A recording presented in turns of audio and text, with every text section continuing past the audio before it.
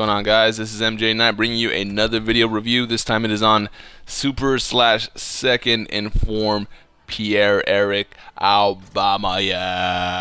Yes, and that's 96 fucking pace on the card. 96. Holy shit. Yeah, and that's really fast. I mean, it really is noticeable in game.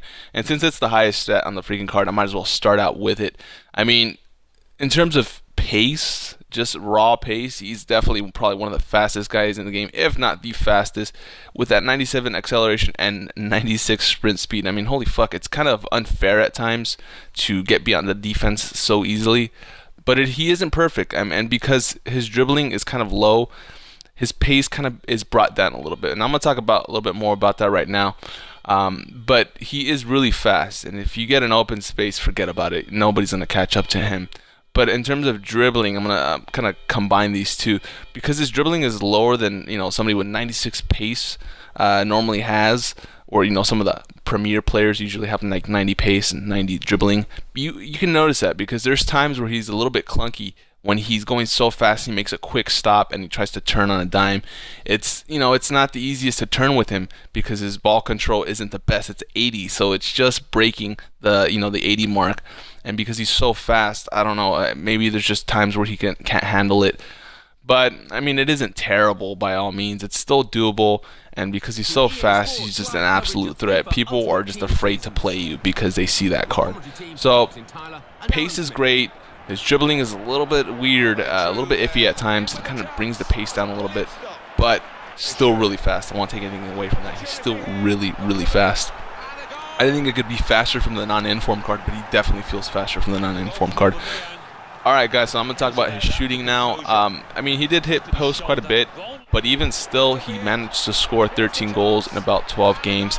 And that's pretty good. He paid for his wages, as I like to say, whenever I get an expensive player. But no, in reality, I really didn't find anything disappointing about his shot. Well, actually, one thing, and that was his long shots. His long shots at 78 weren't really accurate. He hit posts, I think, once, but for the most part, they just went flying, and I don't know what the hell. I was like, what the hell's up with the shooting? And then I looked, he had only 78 long shots, and it made sense. I wouldn't really attempt to do any long shots, but surprisingly, his weak foot was a lot better than 3. I felt, in terms of his weak foot, it felt better than 3, probably at 4. But like I mentioned, every aspect of his shooting is just impressive, and like you saw right there, he just beat the defense. It's almost unfair at times because he has that 90 finishing and that 96 sprint speed. But aside from his long shots, shooting is great. And the other thing that makes him very dangerous in the box is his passing abilities, because he's so fast and people are going to try to double team this guy, triple team him. He will leave, the defense will leave other teammates open.